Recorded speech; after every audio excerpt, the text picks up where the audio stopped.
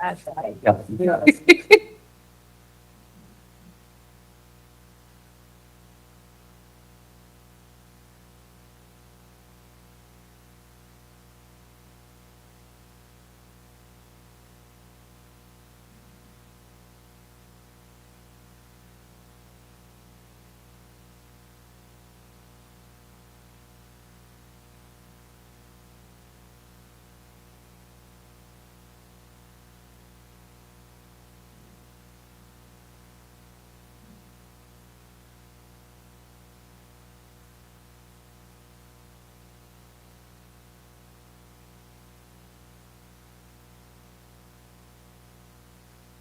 Yours.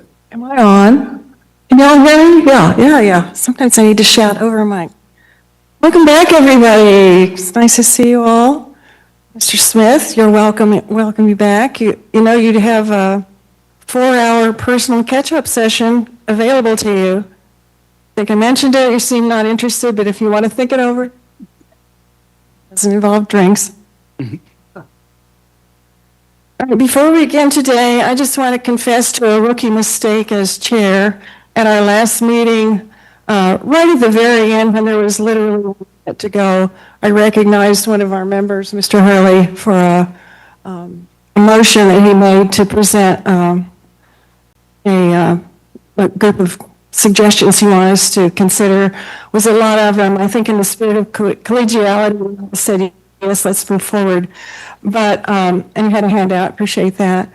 But in the future, if you've got a lot to say and a lot to do, let's try to move it forward in the meeting, because I am going to try to end these meetings probably at 1:30. You all have lives to live and businesses and appointments out there. So just going forward, if you've got big stuff, and there's plenty of time for all of that to be discussed. So just wanted to thank you with that. And wanted to recognize anybody who's new here. I think, William, you're the only one who's been away for a bit, so welcome for that. We have a forum here, and if you all have had an opportunity to read the minutes of the last meeting and notice the written comments that we have, do I hear a motion to move the consent items? So they're both in consent. Second. Moved in second. Thank you very much. All in favor of moving the consent items, say aye. And opposed, no. Thank you. All right, and we are on to, excuse me just a minute, I got to move out there. There's some time for public comment, I think, is a moment we have right at the moment. We have one speaker card here. Are there other, if you wish to speak and haven't filled out a card, please come forward. Jeff, comment. We have, pardon me? I have a comment now. Okay. First, we have David West. Would you like to come to a microphone, Mr. West? That's a microphone over here. Thank you. Other than 1 person. Yeah, 3 minutes. I'll let you know at 30 seconds. Okay, thank you. Can you hear me okay? Great. I'm David West, and you may recognize the West name because my wife was brutalized by TPD in 2013. And 2 of the officers were severely punished, and 1 is still in the force. But that's not why I'm here. All of my other interactions with TPD since that time have been very favorable. All right, so I recently retired from IBM as a data scientist, and as a data scientist, I built statistical models to predict all sorts of things. Things like who would be violent during incarceration, who wouldn't show up for their court hearing, all sorts of different things. To be effective, my model's code had to be very efficient.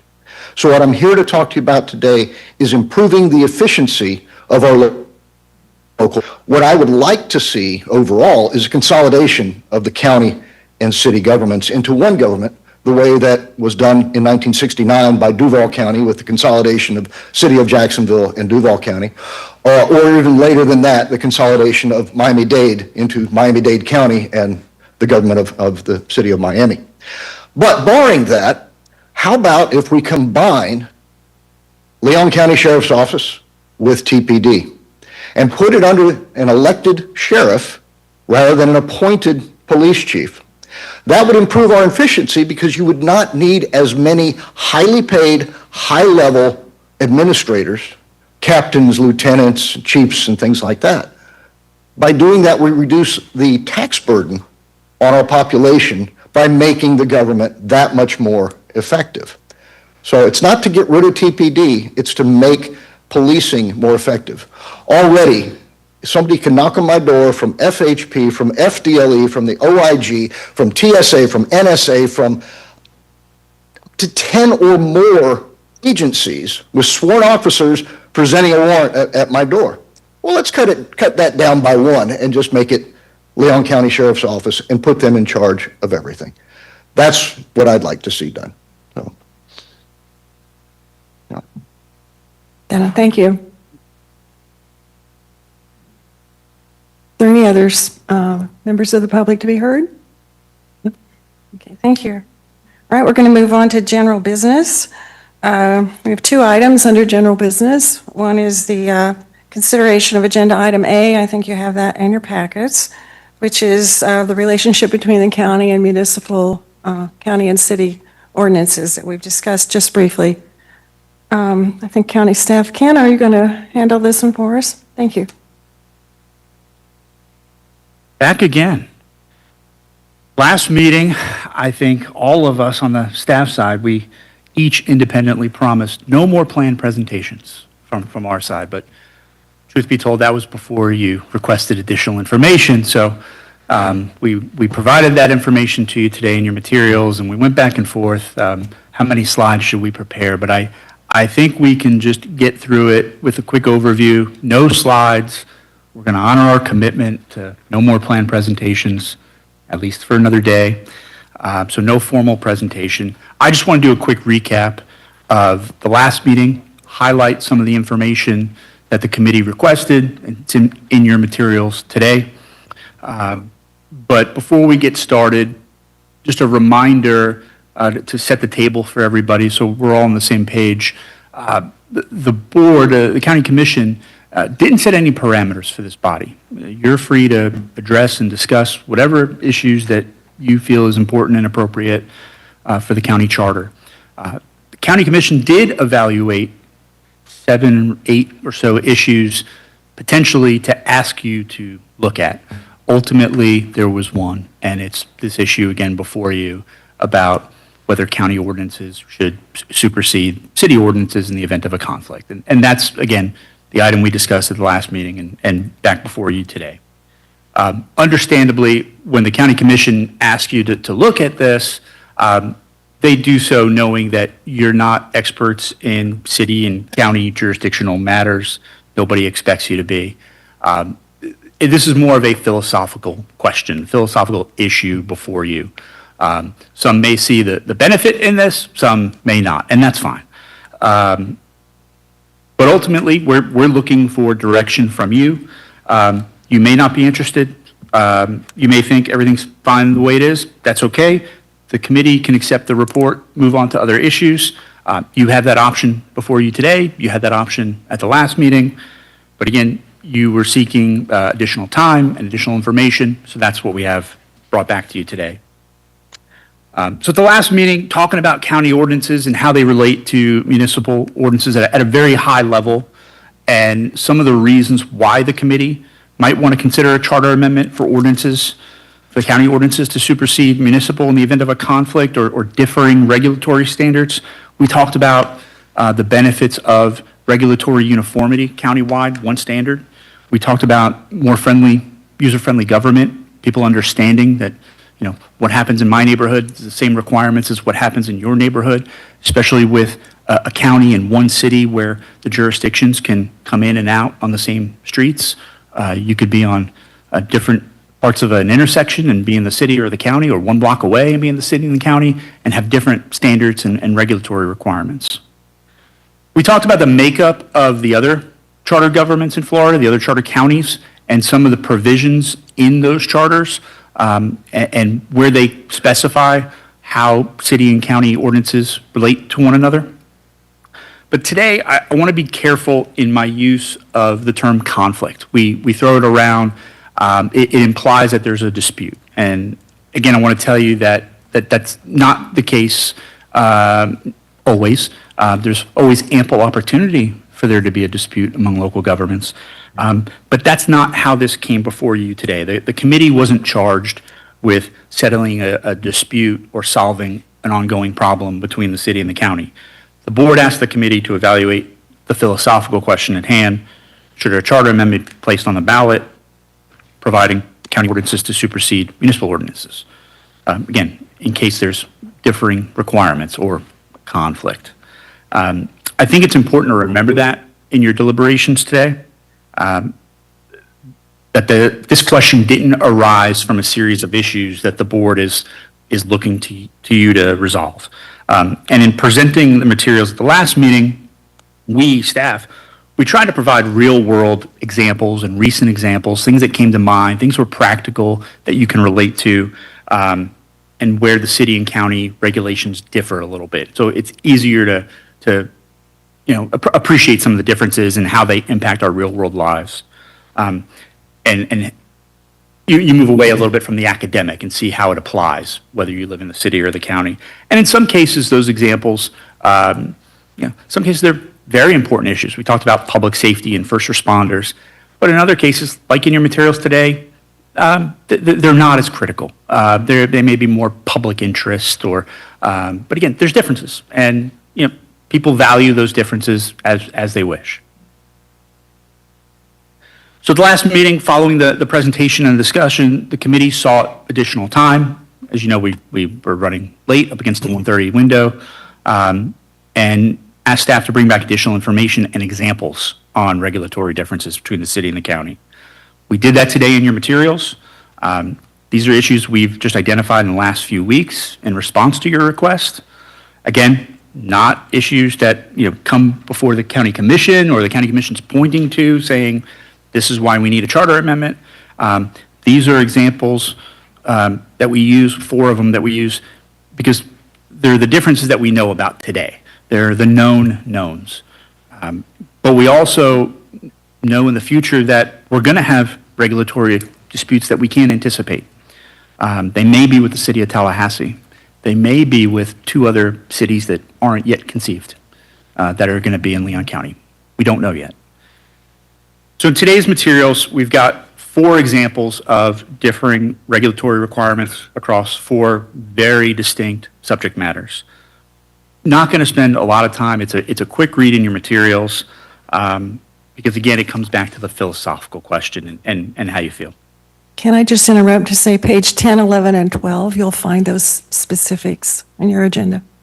Thank you. So 4 issues. We covered the first at length at the last meeting, mostly in the presentation. I don't think we gave you a lot of written materials about the different standards for street renaming and how the city and the county had a unified process for naming, renaming, and sequential addressing of streets in our community, why that's important in terms of mapping and first response and finding things. We've come a long way in trying to get away from bifurcated segments with different street names along the same corridor and avoid that confusion going forward. About 18 months ago, the city decided they wanted the ability to do additional renamings. So we have separate processes now. New street names come under the county process. An existing road that gets renamed within the city limits, the city controls. Different processes.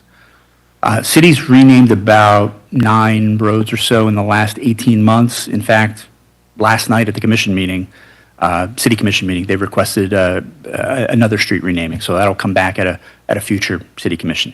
So that'll make 10. Again, just an example to help you appreciate some of the subject areas and the importance of some of these issues, timely emergency response, so forth. Second issue we cover in your materials, it's more in the public interest realm. Everyone wants to know what's going on down the street from their house. What's that sign doing up on that piece of property? Why did the lot get cleared? What's going there? Is it a Starbucks? You know, everyone wants to know what's happening. And so one of the issues we covered in the materials was the different types of development you see in the city and county, the different standards and the different notice requirements. So it's natural that city and a county with a large unincorporated rural community has different development. County's going to have a lot of single-family homes. City's going to have a lot of multifamily development, more commercial. Everybody understands that. But when you look at the different requirements, are there public hearings required for that new development of 100 townhomes? Are there legal ads required to go in the newspaper, posted on the website? But city and the county also do first-class mail notices, and based on the type of development, the level of intensity. And we have different amounts. Some are 600 feet, some are 800 feet, some are 1,000 feet, but it's differing.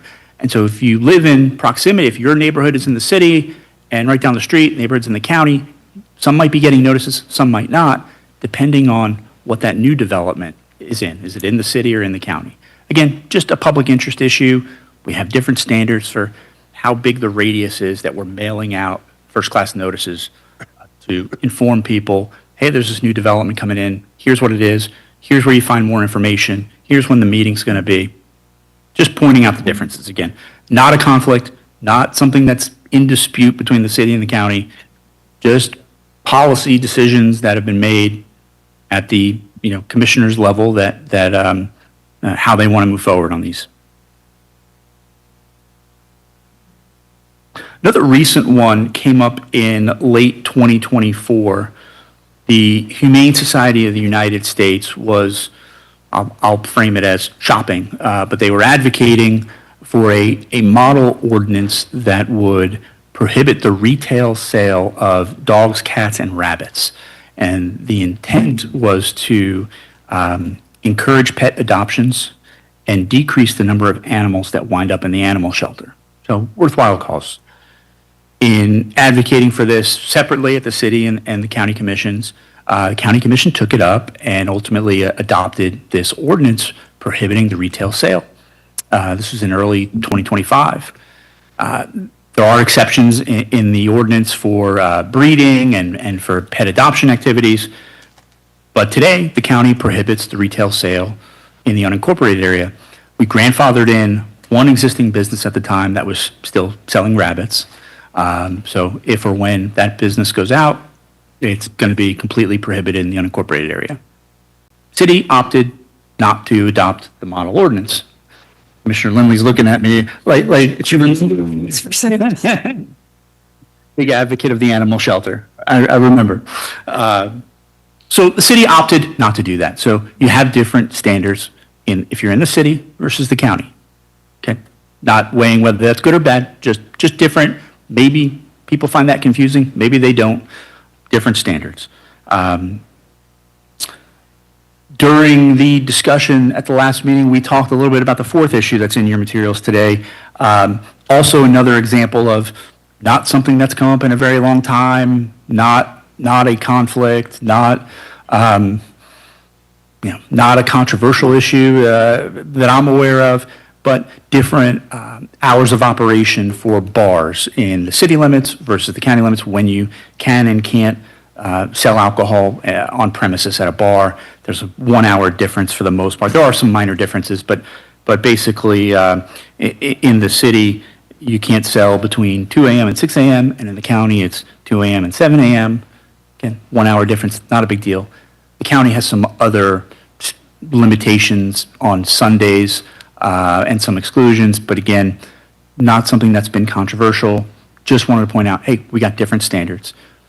As we talked about at the last meeting, looking at other charters and the provisions, some counties do regulate countywide the sale of alcohol. We may even still have a couple of dry counties, I think, in the Panhandle.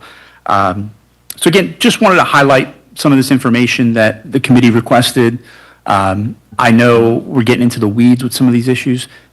They're samples. They're designed to just help facilitate conversation and discussion among the committee. ultimately, we'll await your direction. Staff is here, happy to answer any questions that you might have, but I'm happy to turn it back over to the chair. Okay, thank you, Ken.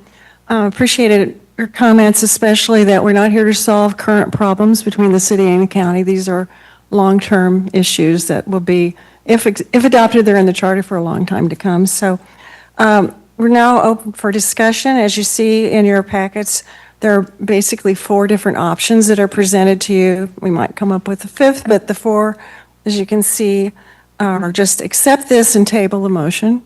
We can also just request additional material that Ken didn't think up overnight, right? Absolutely. And then we can direct the staff to provide an amendment language for all county ordinances prevailing. We can direct them to specific county ordinances prevailing. We don't have to do anything at all. So at this point, I'm going to open this up for conversation and discussion. If you'll turn your card up like this so I can see when you're ready to speak or you wish to speak, that would be great. All right. I see Ryan Ray. I'd like to comment on that. Hey, yeah, thanks for the great update and the great presentation there. Consolidation. A lot of blood has been spilled over this issue for many, many years. From our conversation last meeting, I think that we're very far from a consensus on this. I think that the timing could not be worse. Also, I think, specifically at this time, it's clear that tensions are boiling over. Mom and dad are fighting. That's obvious. And people expect us to have a longer view on this committee. So I would ask us to, very carefully adopt a strategy of doing no harm, right? Let's not get out on an island, especially when we know in this community there's only one city. So it's not really as much of an administrative issue among multiple cities. When we attack city authority, we attack city authority itself. And that has reverberations that could be it could really lead to some unintended consequences that are negative. You're damaging political participation for minorities in many cases. Home rule is under attack enough, and I think we're very, very far from anything. I think that the consensus issue, the consensus position that I've seen from our last conversations is contained by option 1, and I would move option 1. Just for a second, Ms. Osteen has a point of information on that. So the Board of County Commissioners at its meeting 2 days ago did request that county commission staff bring back information about pros and cons for consolidation. But what I would say for this committee is that any proposal for consolidation, the first step for that under the Florida Constitution would be an action by the Florida legislature in a special law. So that's not something that this body would need to worry about for the 2026 ballot. For sure. Yeah, no, point well taken. Nonetheless, I believe that the position that I've seen, the disposition of this board is captured by option 1, and so I would move it for our consideration. And you've made the motion to move option 1. We do have at least one other person who wishes to speak on that. I don't know if I've heard a second. Get a second. Did I don't know if I've heard a second. Second for discussion, anybody? Not at that time, not at this time, perhaps. Thank you. Barry, you had some comment? Sorry, I think Daryl had his card up first. I'm sorry. Daryl, please, excuse me. Keep me going straight here on these. No problem, madam. For me, as I look at the information, as we talk about what would be our motion moving forward, I find it compelling that 11 of the other 18 comparable charter counties in Florida already have that same existing language. That there is a preemption of the county holding the greater authority in the cases where that potentially occurs. But I like, though, I think it was Mr. Ray who said that our decisions will have long-term implications. For me, when those situations or conflicts arise, what happens next? Is there then a move then? Does this committee, as a part of its recommendation, would move that when those situations occur, that there's then subsequent legislation potentially that removes the challenge as it occurs.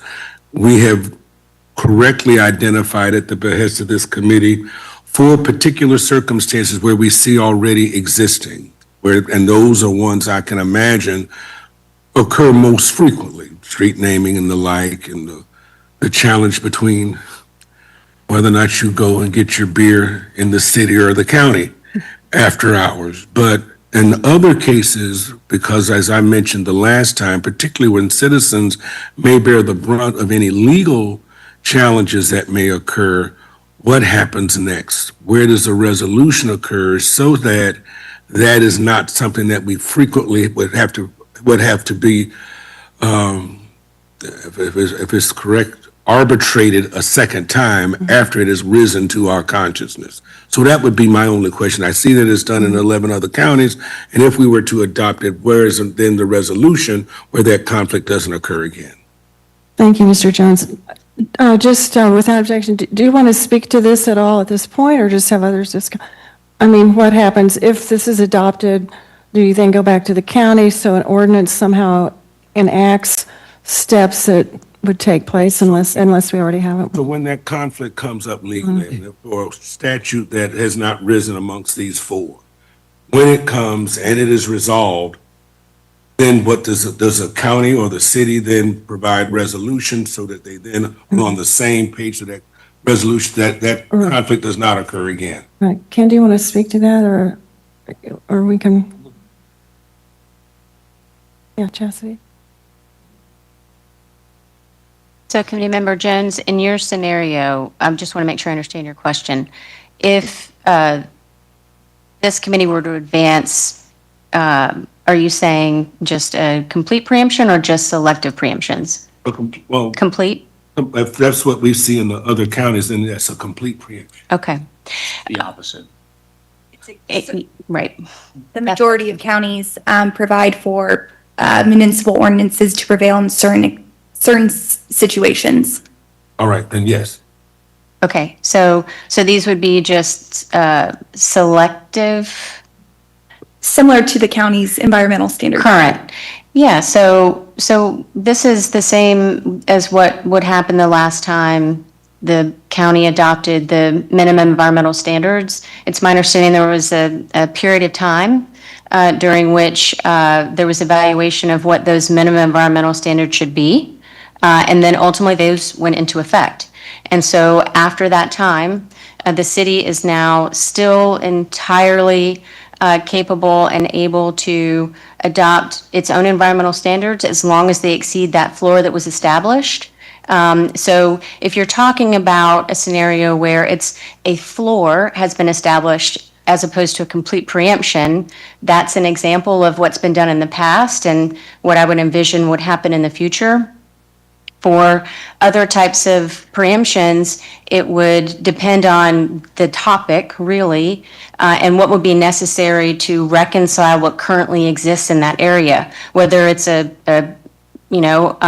that's procedural in nature, like street renaming, for example, or whether it's something more substantive, like in the land development area or something like that. I mean, it's really going to depend, but there would have to be a process of evaluation for what currently exists and what the county and ultimately the city hopefully can agree they want going forward. I'll try a simple one. If you wanted one set of rules for bar hours, city and county, we could write a charter amendment probably in 2 sentences. And it would make very clear who has the authority to set the hours for bars and the sale of alcohol in Leon County and in the city limits. That there wouldn't be much to dispute. You get more substantive matters, more complex matters, like land development. It's a little harder, but we would manage through it. We did it with the minimum environmental standards. But the charter amendment itself for, again, just an example, the sale of alcohol would be 2 sentences. And it would make clear who has the authority within the county jurisdiction to establish those hours. Thank So you. let me use a simple example. If Anita Favors has a barber shop and there's a city rule regarding the signage on that barber shop, and she's fined or a lien is placed against her, when she then takes this issue and arbitrates it, I should not then 2 months later be set with the same fine, because now that it's come to this arbitration, where then is it then rewritten in statute such that there's no longer the dissimilarity, is my question. Once something has been arbitrated and we've seen the preemption executed, where then, that's what I'm asking. What is the next step so that no one else has to sue for the same thing ever again? That's my question. And I think that's the example I'm looking at. Do we then, after that arbitration, then decide that we make the change and provide the uniformity in policy? Because we don't know where the conflict occurs until it's potentially manifest. But after it's manifest, how do we resolve it so it never happens again? That's my question. That's something that's left up to the boards then, to decide if they want to amend the ordinances? Using your example of a sign, if we were to have a charter amendment about the county sets all standards for signs, just as an example, and we're talking about an existing sign, you would have to have some grandfathering. We're not going to go and make everybody change their signs overnight, but in the permitting of a new application for a business and a sign, it would have to meet the new unified standard or countywide standard. Thank you. Good questions. Barry, I think you were up next. Yeah, thank you. I appreciate the item and I appreciate the conversation because I think you've brought to light a few very, very important points here, in particularly Ms. Hosteen. We can, and correct me if I'm wrong here, we have the ability to set policy that might apply throughout the county, including within the municipality. But we can't usurp the, shall I say, the policing of that policy. In other words, we could say, hey, here's the minimum, let's take code enforcement, for example, right? So the city has a code enforcement department, county has a code enforcement department. We could set standards for code enforcement that apply within the city, but we can't take over the city's code enforcement department through this process right here. Is that correct? That's correct. Yeah. And something else to keep in, two other things to really keep in mind that we haven't really talked about in terms of the current structure. Some county, every time the county adopts an ordinance, it says whether or not it applies in the incorporated area as well or just in the unincorporated area. So something to keep in mind is that a number of the county's ordinances currently only apply in the unincorporated area. Now, that might be for a couple different reasons. One, it doesn't make sense in the city to do whatever the county is adopting. It might be that they know that the city already has an ordinance and they don't want to conflict with it or cause confusion. So it's kind of a mixed bag, even in terms of what currently exists under Florida Code of Laws. But the other thing too about this is just like when the legislature adopts a new law, that law is, for the most part, most of the time, it's prospective only. For the legislature to adopt a law that becomes retroactive and applies in the past, they have to make special findings, it has to meet certain constitutional requirements and all of that stuff. So whatever were to be put on the 2026 ballot that passed would be prospective only. So it's not like day one, whatever was passed, you create necessarily 50 different conflicts between county code and city code. It would just be this progression over time of evaluating what currently exists in each area. And then there would have to be determination of whether they wanted to make changes or not. So I just want to provide that for context too, just to give a little bit of additional information about how this would actually work in practice. Can I ask, the EMA seems like a great example here. This body, when it last convened, obviously said it would be great if we were at least playing, we at least had the same sheet of music on both the city and the county side when it came to environmental standards. And my understanding is that the two entities then came together and agreed to a set of environmental standards. And then those standards were adopted by both the city and the county pretty much verbatim. So that, again, same sheet of music, you know. I get it. I work really well on analogies, you know. We have two orchestras playing in the same room. That is Leon County, right? And we've got one conductor for the county, we've got another conductor for the city. And if we have two different sets of music, two different sheets of music, and every time this orchestra over here isn't getting it the same as this orchestra over here, we have to go to arbitration or deal with something like that. That makes for a terrible music experience, doesn't it? So, but if we're both playing off the same sheets of music, even though there may be some slightly different interpretations by our orchestra leaders, essentially it's going to sound well. So I think that's the frustration. I think the example that was given right at the outset of this discussion a few meetings ago was, an example of, hey, I'm in the city and I have these certain sets of regulations, but my neighbor who's in the county is abiding by a whole nother set of regulations when it comes to things like, development standards and things of that sort. How can we unify that in some way that works? But am I wrong, or is the EMA just a good example of how we've done that in the past? 5 stars. It's always good when you just get a yes, right? Yeah. Okay, thank you. Now, I'm not sure, your cards went up when I wasn't looking, whether it was Joey or Slayton who spoke first, but Joey, up next, thank you. So to speak briefly back to the motion from earlier, I definitely understand the desire to give a certain amount of importance to home rule. And when we were talking about, we've dealt with that over the last so many years between municipalities, counties, and the state. However, I do think it's entirely understandable that the county would want to have priority when it comes to something that, if the city changed something, it would then affect county residents outside of their control. For instance, when we're talking about the roads, as it is now, we have a Sunray Road way out in the county. If the city decided to change a city road to Sunray Road, that creates a problem for your first responders. That creates a problem that we've had problems with that long since in the past. We have roads within the city limits that have multiple names for different sections of the road. We have roads within the city limits that have multiple sections of the same name road. You turn onto one section, you may not get to the next section. Those are problems for your first responders, and they take seconds. And as we have a gentleman from the department that has stitches due to catching someone out of a building last night, seconds matter. So I definitely think there's a case for some tailored changes.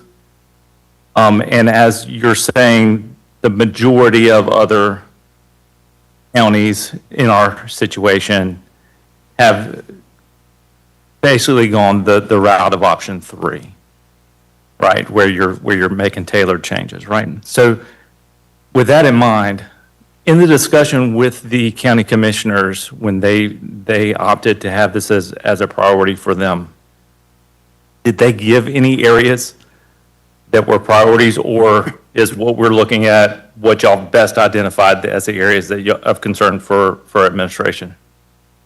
I wouldn't even say that they're areas of concern necessarily. Again, some are very different than others, right? The 1 hour in alcohol sales versus a first responder issue. This didn't arrive with the county commission because of some issues. These are just things we identified to show you different areas in the codes between the city and the county that you might relate to, that you might be interested in, and some probably more important than others in the grand scheme of things, but they're not because of some ongoing dispute or issue or. So then if we did elect to go with option 3, would it be solely left up to us to decide what areas we want to go into, or would we be within our right to ask you to prioritize areas that are of concern for you administratively? or kind of does Okay. do the tailoring more specific county ordinances, so could be an option for discussion. Okay. All right, Slayton, I think you're up next. Thank you, Joey. Thanks, Madam Chair. And Barry, I really enjoyed your analogy there of the orchestra. Just to follow up to Mr. Morris's comments when he was discussing with Member Jones. So when an amendment is to be proposed, what's the timeline of that? So if you have conflicting thoughts between the city and the county, is that something that just goes to the county and you create that 2-sentence concise amendment and then they look at it, discuss and approve, and it would just roll based on next county meeting whenever, items arise? It starts here. Okay. It starts here. The draft charter amendment would come to you all to look at. And again, some things are more complex than others. A 2-sentence one like alcohol sales, pretty easy. But you have the ability to manage, manipulate, amend, tweak the language, make recommendations back to the board. You'd have public hearings on it later in the summer, and get it to the supervisor election in time to put it on the ballot. So wouldn't be a secret. Obviously, there'd be plenty of notice, plenty of time. Go on the ballot, voters would approve it or they wouldn't. There'd be an effective date, probably a couple months out, maybe 60 days. I think January 1 we did for the EMA. Okay. And so at that point, if option 2 was proposed by someone theoretically, you guys would take that and come up with the list of conflicts and then we would discuss it here, how that language would be amended? Option number 2 is the broad, everything, all the county ordinances supersede municipal ordinances. Option number 3 is where the committee might identify specific issues to come back. Got it. Okay. Thank you. Which other thing? Thank you, Slayton. Bruce? Thank you. So, so I look at this, and I like option 3, but where I'm stuck is how we would go about identifying the specific points of conflict or the specific areas that we want to highlight or focus on.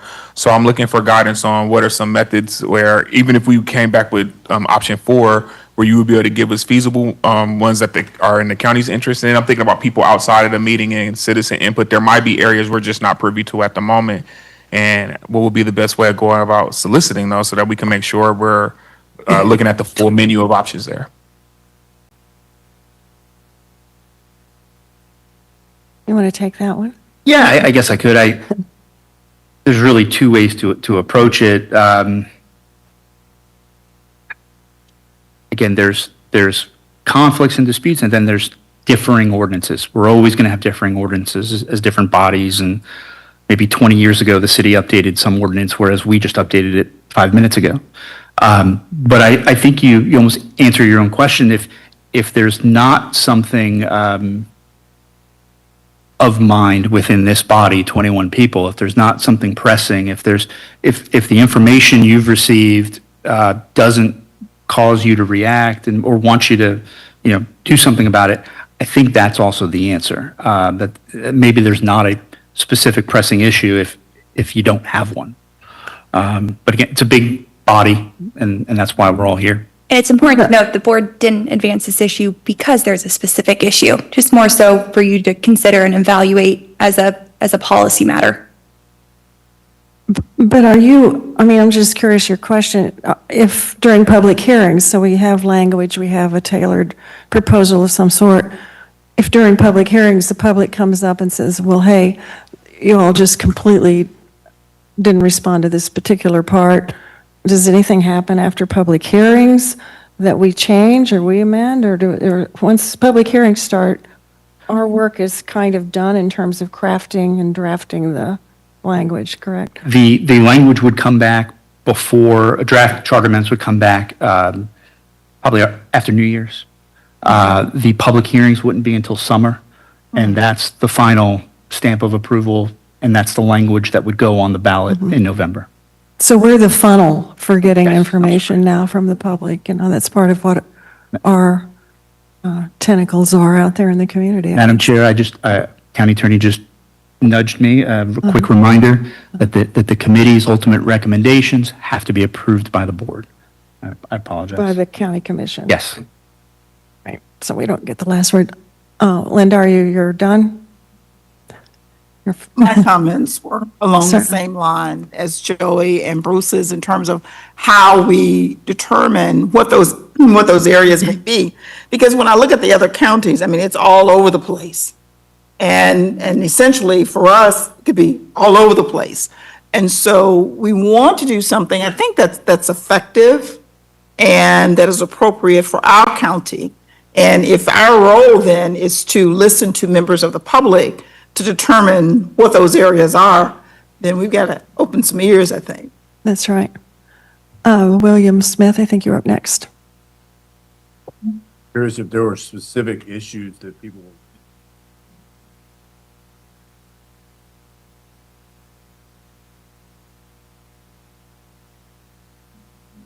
Are there specific things y'all are interested in? Because if there's not specific things, then I don't know. I think that maybe it's best to just let it go.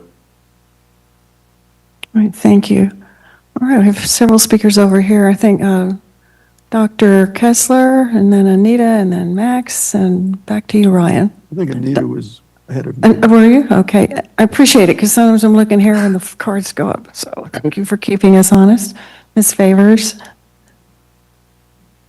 I just wanted to say that I think there are some issues that are more important than others. And the addressing issue concerns me, that we have different or similar addresses because it's a public safety issue. And we have experienced to know that that could be a concern. So I would like to find some way to address that issue. I'm not sure that it rises to the level of a charter amendment, however. But can this committee make recommendations outside of specific, this should go on the ballot kind of thing? Chastity, do you know about, either one of you on that point? Sure. I mean, I would imagine that both the county commission and the city commission are watching the activities of this committee and listening. And to the extent concerns are raised and the committee expresses that it hopes that either one of those jurisdictions or both of them address them without the need for a change in the charter, they would have the discretion to act on that or not. Thank you.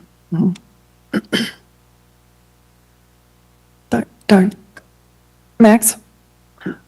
Oh, sorry. Oh, Gentlemen, thank you. no problem. I'll get on the bus. Going. So when I first looked at this, my initial instinct was, I don't like anyone taking away my authority to work in my space, whether it's county or city rule, and went to the issue of the home rule. And, but then I reflected back on the staff's examples and I listened to what's going on as far as the dilemma of trying to identify issue by issue. And to me, it's not an issue by issue, but I think more like Ms. Favors has suggested, there are areas such as safety. And the example of the road naming is safety. The example of storm is safety. And I think there are areas that would benefit from there being one entity having that ability to supersede. How to get there, I don't have the answer. But I think that, somewhere in between, there may be a solution coming out, but I don't know if we're ready for that at this point in time. Yeah, thank you. Sean, I guess you're up. Thank you. Thank you. I have a question as it relates to this. I happen to agree with William that, we shouldn't create a problem. We shouldn't try to fix something that's not broken. But I do have a question just in thinking of the county having a way to protect itself from certain things. So my question, let's talk to us about annexation. talk to us about the city's ability to annex the county out of existence. Is there a process for dealing with annexations, and should the county have some say in how that works? That's a good one. Anybody? So to some extent, annexation is dictated by state law, which both the city and the county are preempted from doing anything about. Now, there is some flexibility in some areas, but not in others. So if that was something that this body wanted us to bring back information on, we could identify specifically those areas where we don't have any authority to do anything in a charter because state law already dictates what happens. But there's flexibility in this area. If this body were interested in proposing some sort of a charter amendment to address annexation for the area where there is some flexibility. I mean, it's a mixed bag. Yeah, thank you, Madam Attorney. So I would ask that we can get some information about what the state has preempted as it relates to a municipal annexation, and how that correlates to the county's ability to have an impact on that. But when we think about issues that could have a conflict, one of the first things that comes to my mind is annexation. So, hearing what you're saying, if at some point we have a motion later, we might be able to roll that into it in terms of wanting to know where the state preemptions are, or is that something we should handle separately? I mean, it's a good point, but, I'm just making a request for information. okay. Do I need a motion to do that? Yeah, you could do that. Probably make it cleaner. Okay, you want to make it, Madam Chair, as a Make a whole thing motion. and not piece it together? Yeah, let's do that. Okay, all right. If that's, I'm old, so I'll forget, so I Ditto. know you as the chair to remember that I would like that information. Thank you. it's guide dogs over here. Okay, she's making a motion. Do I hear a second on that motion to ask for more information on what the state is? State the motion. Can you restate the motion, please? Would you like me to restate? Do it now so you don't. Would you like me to restate that? No, you give me the opportunity to expand it, and I thought I better not. Okay.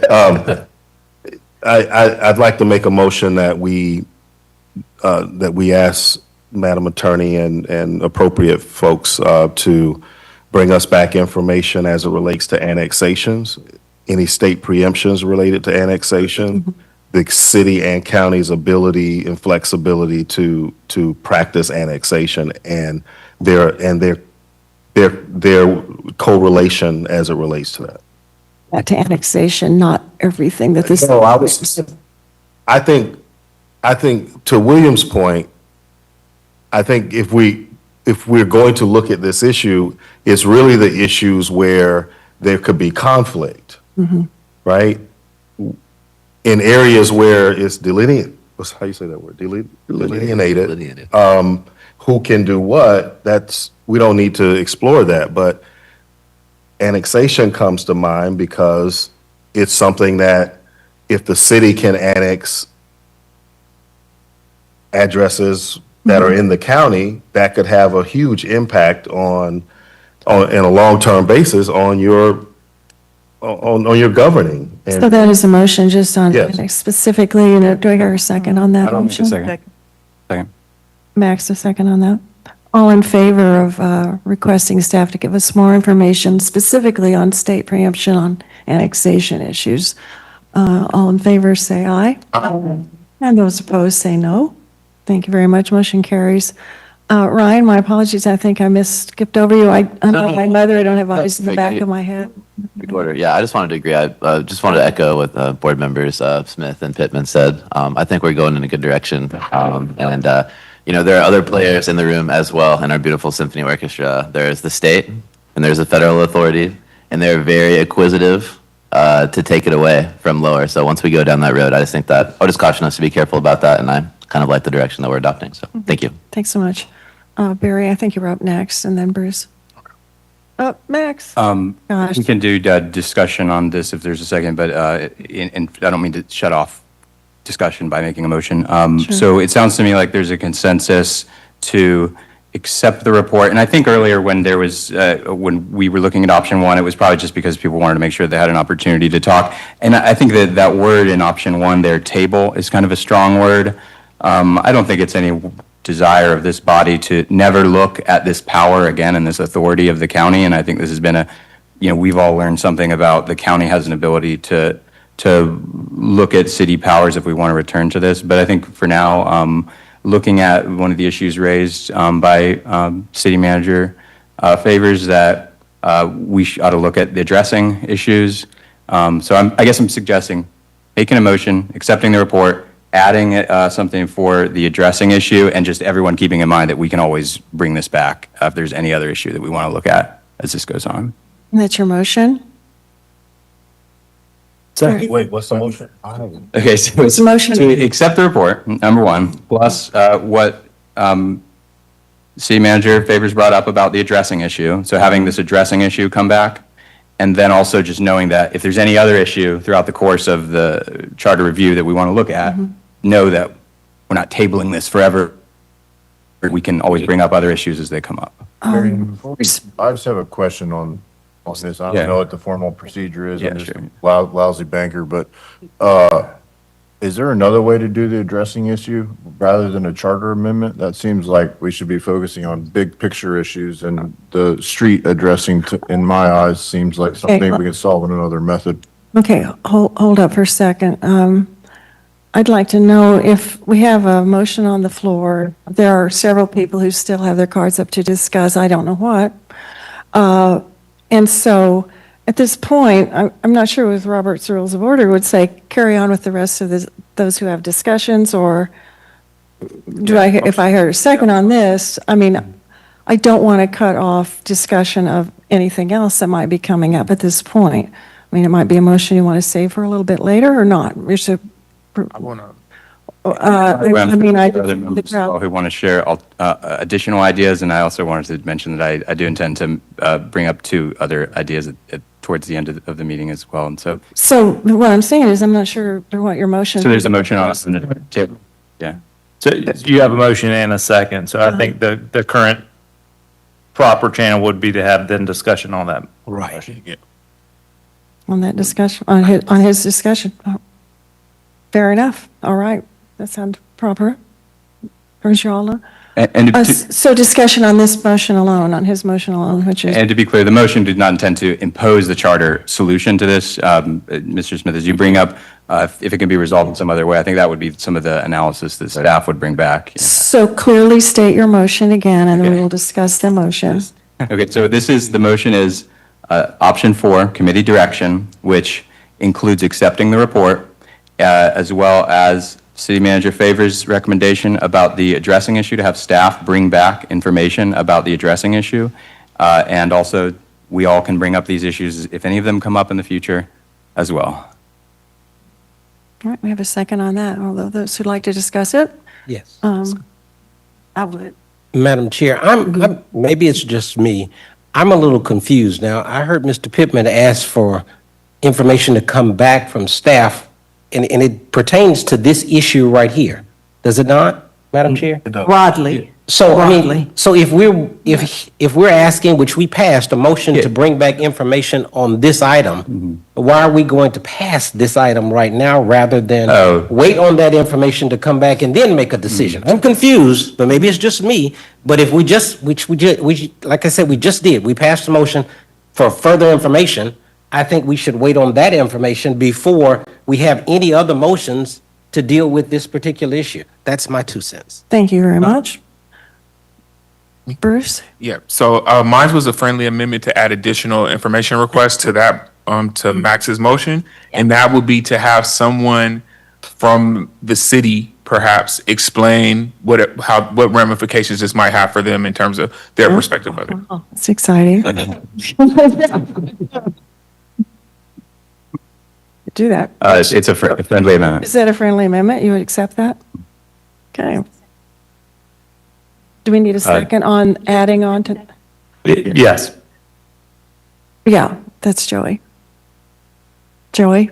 up next. So I think some of what the concern regarding this particular motion could probably somewhat be addressed by the direction the two of you would like to go in how we're going to do this particular issue, right? Are we going to, do you want us to try to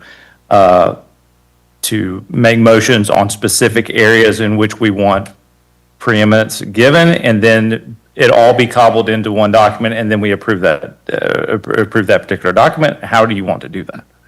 Well, ultimately, we have to have one document. Am I correct? And so what is your advice on that? Because what I'm hearing is we're sort of now ripping it apart and taking a piece of this on streets. We're going to get more information. And Maybe fire safety, maybe. The intent of the motion also was actually just to deal with the issue on the table and move on to other business. I wasn't intending to relitigate. I agree with the motion that we passed a moment ago. Madam Chair, Yes. and because it's a part of his motion is that we would accept the report and it was if it passes unanimously, any one of us can then bring it back, because now because it's been accepted, we can then have a motion to reconsider and bring this whole information back after we secure additional information by Robert's rules. Definitely. Anyone who's in the affirmative. All right. I mean, so the main thing is we're still going to be able to talk Yes. about a lot of these issues on down the road, but we can capture this particular piece if so desired. Barry, do you have a question on that? I don't think, for the good of the group, the city and county codes are over 1,000 pages each. There are a lot of issues out there. We're just talking about some very specific ones, and I appreciate staff bringing those forward because those are great examples. But it is daunting when you take a look at that. I mean, just the land development code portion, which contains the addressing stuff for each one, is over 800 pages. So there's a lot there. Could I ask that and again, I'm always sensitive to creating more work for staff, but maybe just the table of contents for each one with a brief description of like what the section does, so we just can, for our edification, can see, the breadth of this, and the fact that, we've got, there's certainly going to be some stuff that the city has in their code, just from a topic standpoint, not from not getting down in the weeds, but just from a topic standpoint that isn't covered in the county codes, and vice versa.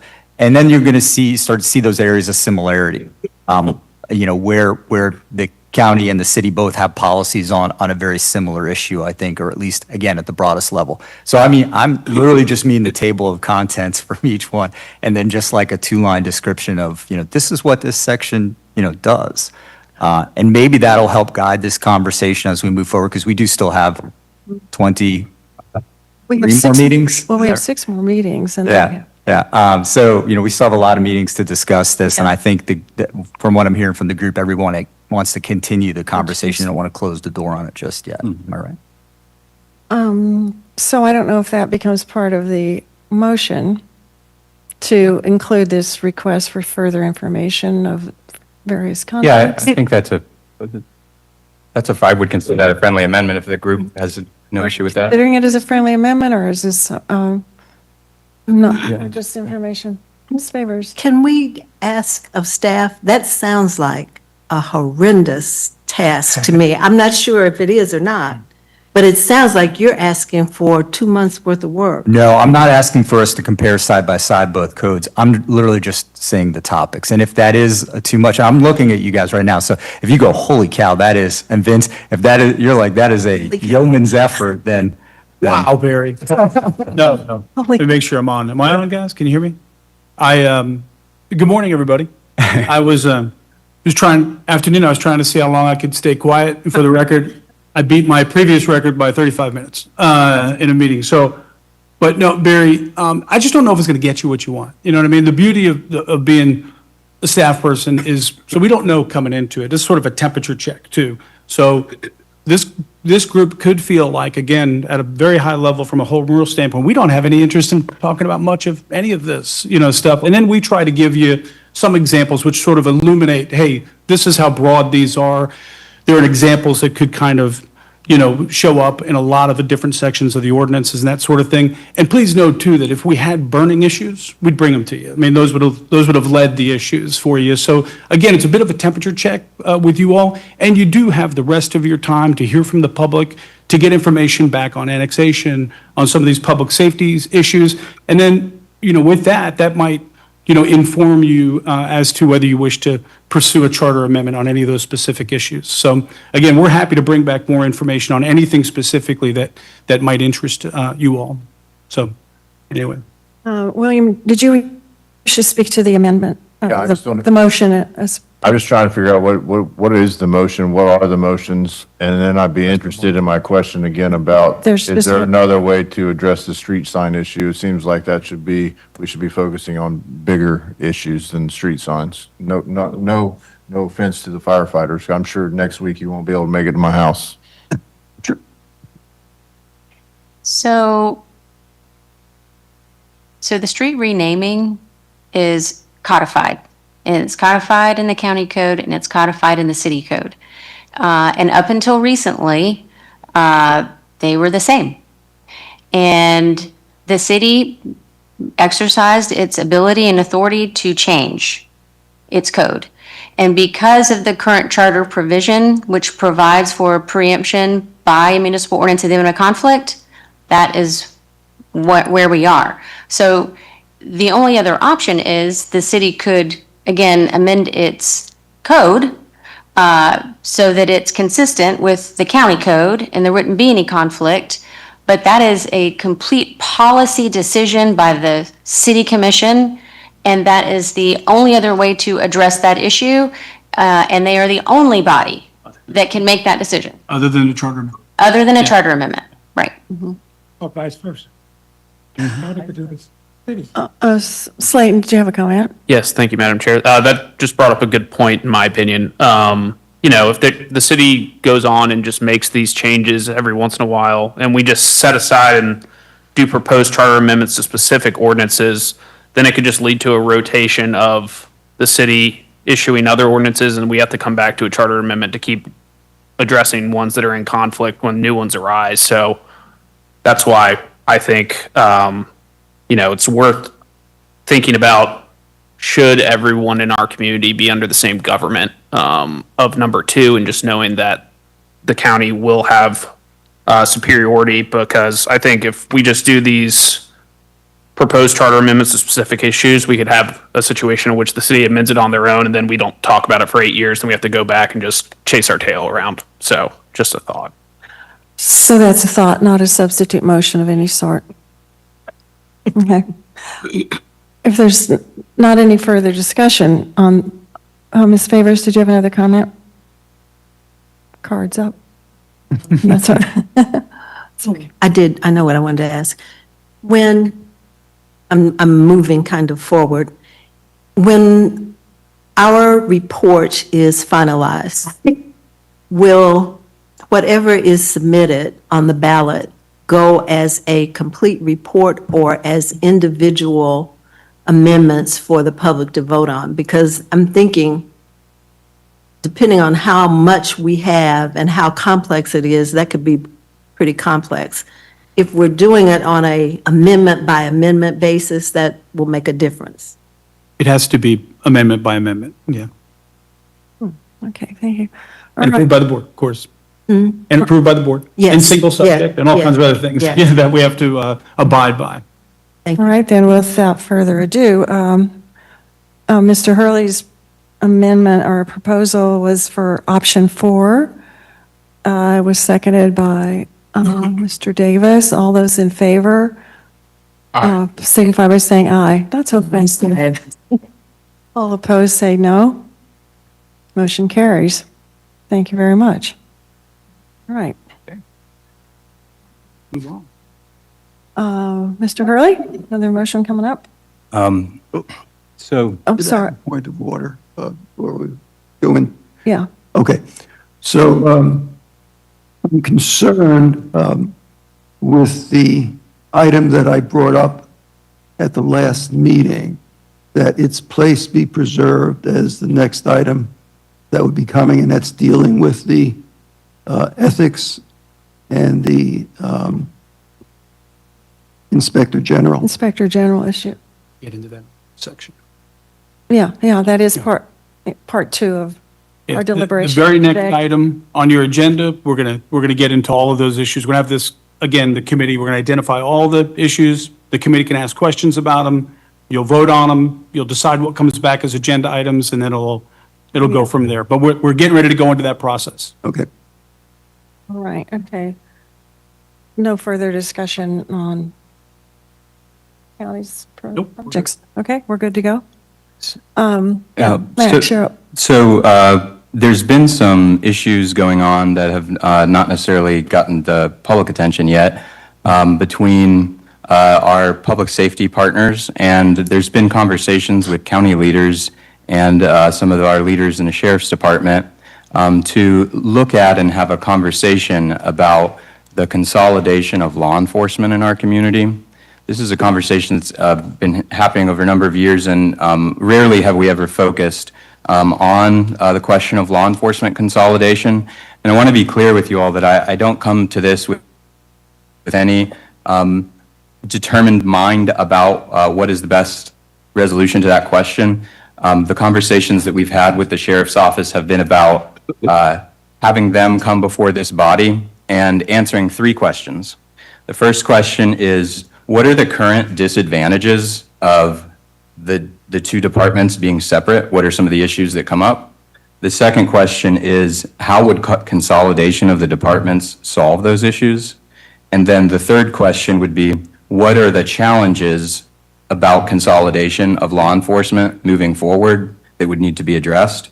And so the motion would be to invite the Leon County Sheriff's Office and Under Sheriff Ron Cave to present a 5 to 8 page report answering those questions before this body, and then we would hear his comments, we could ask him questions, and go from there. So the motion is to request more information on consolidation of the law enforcement agencies. Inviting the sheriff's office to present before this All right, body. do I hear a second for that motion? I'd like to ask just a friendly amendment to not put a page number in there. Sure. Why not? And I haven't heard a second. Is there a second on this motion? Can I? Well, okay.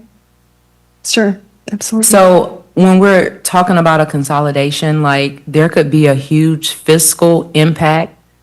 So we've been talking about a lot of things, but not about the fiscal impact. So if we're gonna have them come and answer questions, we would need to like kind of talk about, possible fiscal constraints, like their operating budget, what is the city operating budget, and what would it cost to do a consolidation, and if that budget is even available for us to do it. Because if we put a hypothetical out there, if we put something to the ballot and it passes, but there isn't fiscal support to support it, we're going to have a bigger problem. Thank you. Bruce? Yeah, I just wanted to clarify with Madam Attorney. I thought the advice was that consolidation was not within our purview because that's something that would be handled at the state level. So consolidation of a particular power or service requires one process. If you're talking about a complete consolidation like Duval and Jacksonville and Miami-Dade, that has a separate process. That's an entire consolidation of 2 governments into one. So that's what I was referring to earlier. Correct. Thank you. I did not hear a second on this motion. I'll second for discussion. Okay, I heard a second on this motion. Is there further discussion on it? I'm up to, go ahead. Ms. Favors? I really wanted to ask Max his thinking on this matter as it relates to inviting the sheriff, because I think we probably ought to invite the police chief as well. Absolutely. And the discussion, I'm assuming, you kind of referred, well, let me say 2 things.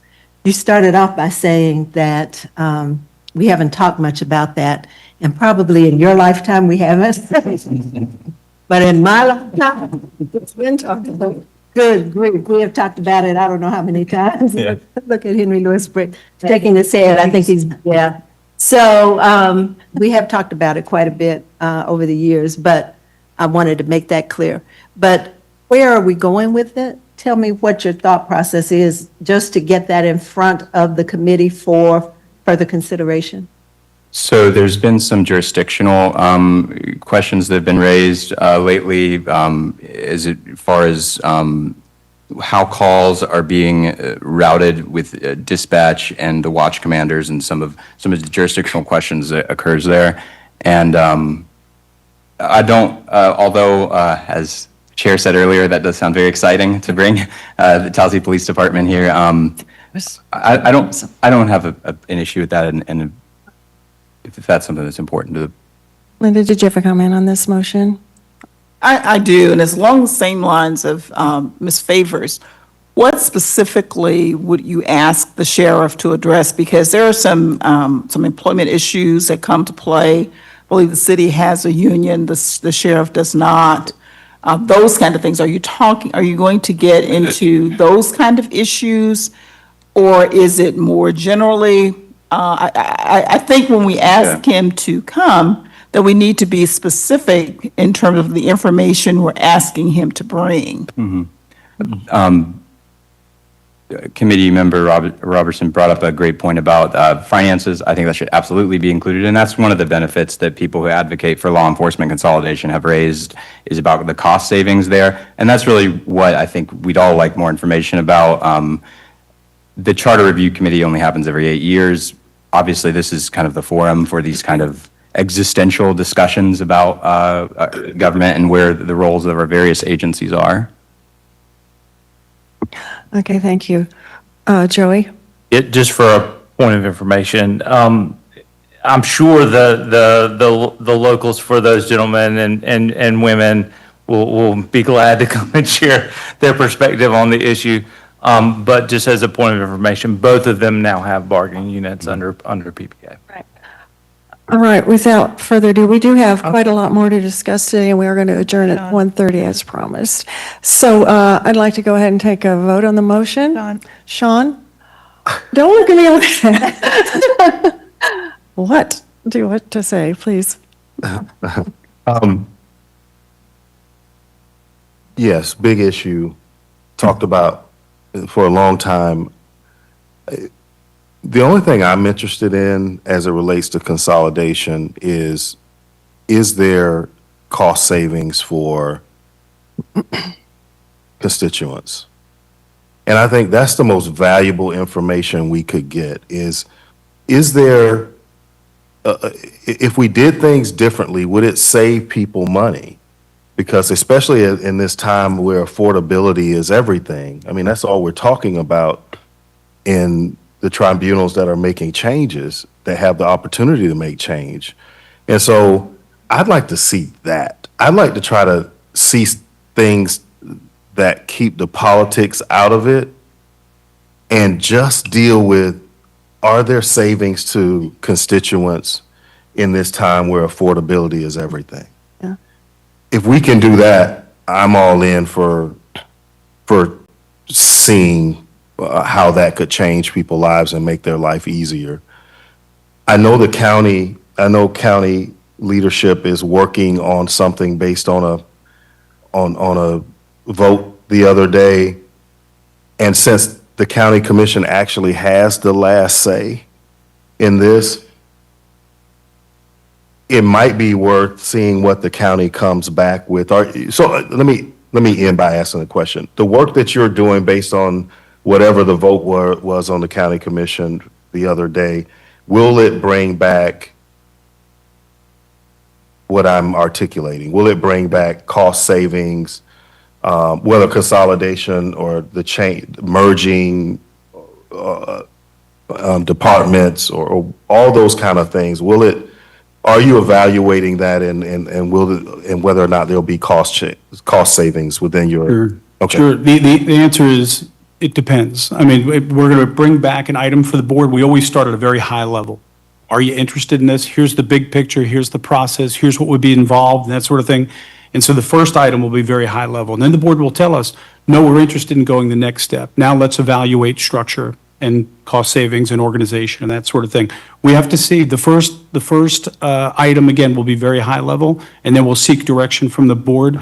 Anita knows this well, baby steps, to seek direction from the board. Do they wish to go further in the analysis?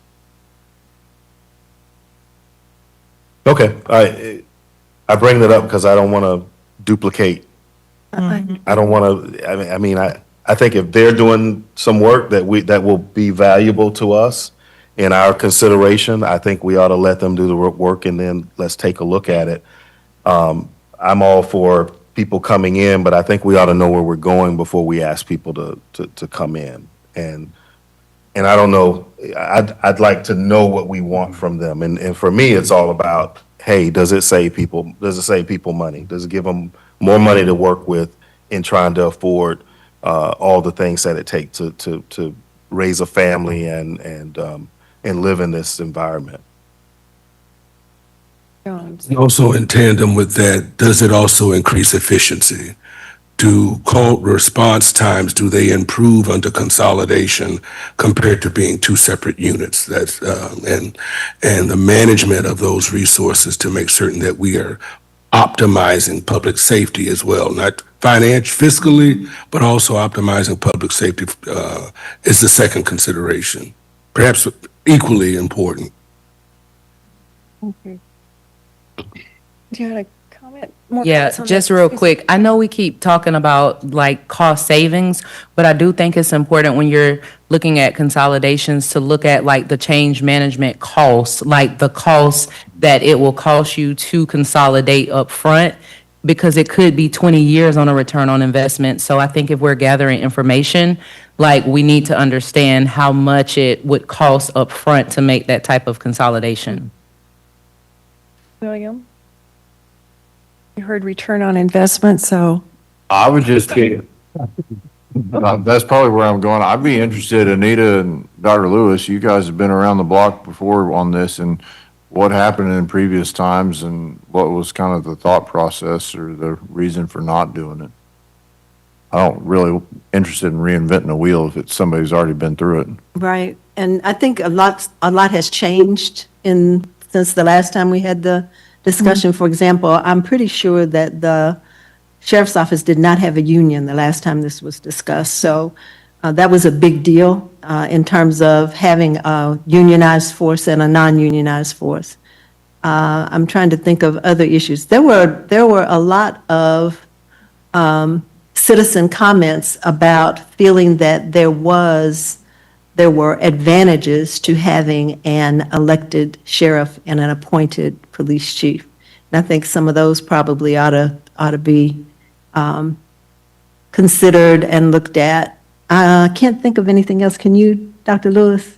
We didn't have a consolidated dispatch department at that time That's either. right. We didn't have consolidated, big deal. Help with the response time. Right. Hopefully it has. I don't know if that's the case or not, but certainly that was one of the issues. Sean mentioned the politics of it, and that's probably the most critical issue in this whole discussion is how do you keep the politics out and make sure the people are served better at a lower cost in that regard. So that's a difficult thing to weigh in that regard, but certainly those are some of the issues that were talked about as far back as 1987. Oh, I still have shoes, as they say. Vice Chair, on this topic? Or? No, it's not on this topic, but I mean, Madam Chair, I want to thank you, first of all, for your leadership and starting on time and ending on time. But I think we should, as a committee, take in consideration, I know our bylaws address it, that perhaps we may want to limit discussion on items, because I mean, we spent an hour at one meeting on item number 4. We spent another hour today. And I mean, no offense to Mr. Hurley, I mean, he's presented some items before, which were several. He has some more today. Mr. Jones mentioned one that he was interested in. I mean, either we need to, one, limit discussion, think about either extending the time or having additional meetings. And I just don't think, I mean, we had people come up, Dr. Kessler mentioned some that we have presented, food insecurity people are here about. I just don't think that we're going to have enough time with the scheduled meetings if we're spending an hour on each topic. It's just not it's not going to be enough time. So I mean, I think we should consider either, like I said, limiting the discussion on an item, having additional meetings, or extending the time on the meeting. So it's just a topic for discussion, that's all. Thank you very much. I think we have, I hear you. I think we have two more comments on this particular amendment. We are going to have more of a discussion from our staff on what the procedure is going forward. You all will have plenty of time in the next 6 meetings to bring up your ideas that come to you. And there's a process that we're going to be explaining pretty shortly. I would like to go ahead and dispense with this particular motion unless there's, and I don't think we're going to get through all of part 2 today anyway at this point. So, Ms. Edwards, did you have a comment? One question that relates to this motion. Is there a way to get the information that we've just talked about that we really want, other than The having the invitation. sheriff come in or the chief come in or whatever?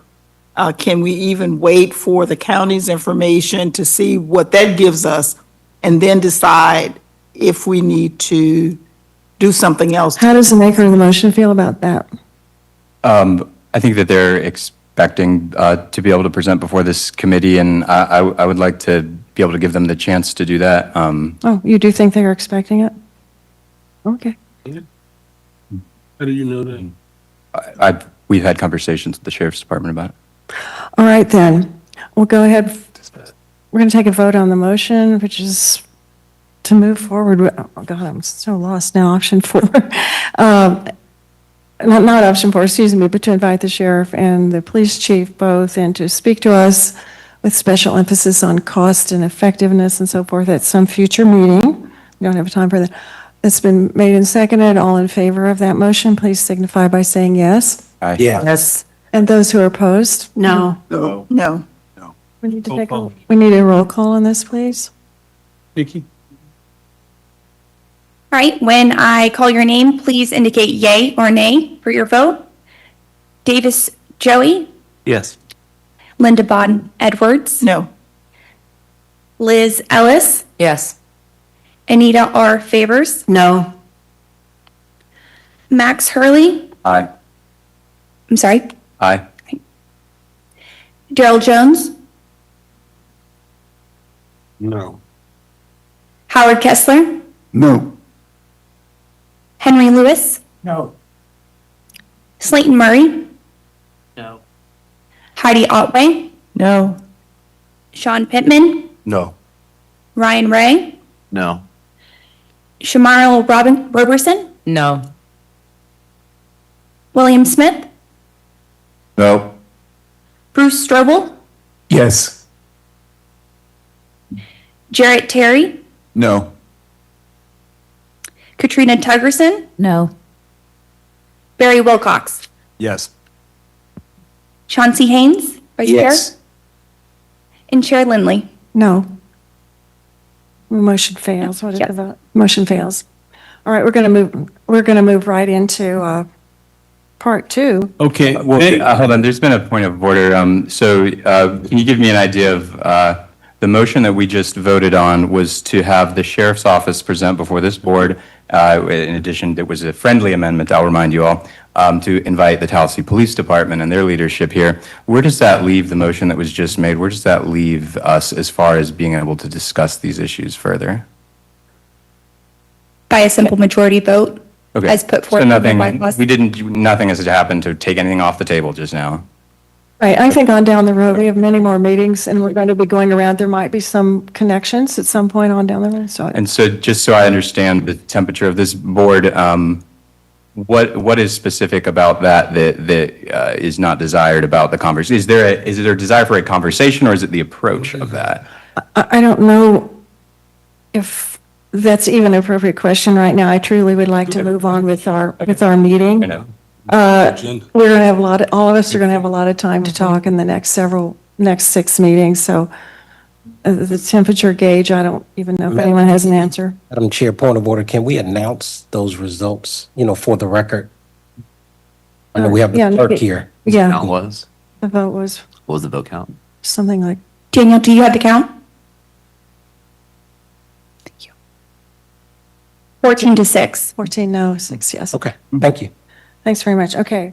Well, we can go, Nikki, you yeah, we can go straight to Nikki on the process. I was just going to let you all know, you'll all be very happy to know that, again, we've got a very structured way that we're about to go into this next section. And just to tell you in advance, this next section will carry on to your future meetings until you all are done providing whatever direction you want. But through this, you all will be able to propose potential charter amendments, again, that you'd like more information to come back. The rest of you will be able to ask questions of the proposers, so you're clear on what you're going to vote on before you vote on it. And again, of course, to be able to raise issues that you'd like to be put up on the board for consideration. With that, Nikki, you want to give us the overview? Sure. As Vince and the chair mentioned, we're at the point now where you will begin proposing issues that you may want to consider as potential charter amendments. As you'll recall, there were proposals quickly introduced at your last meeting, so some members may not be aware of what they voted on due to limited time and explanation of the issues. With that in mind, I want to briefly explain our two-step process for the committee's proposal of ideas to be facilitated by your chair to ensure that everybody has the same information to make informed decisions. First, we'll go around the table for any member to propose a broad idea. No detailed explanation or discussion at that point, just broad concepts. All proposals will be outlined on the screen. As you can see, those issues introduced at your last meeting are already on the screen, which will also vet through that process today. But to begin, the chair will recognize members with their cards turned to propose an idea. As a reminder, it's completely fine if you don't have a proposal today. There will be more opportunities at future meetings to bring ideas forward and follow the same process.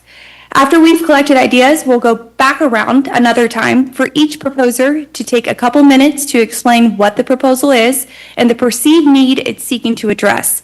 At that point, committee members can ask questions to fully understand what's being proposed and, most importantly, what you're voting for or against.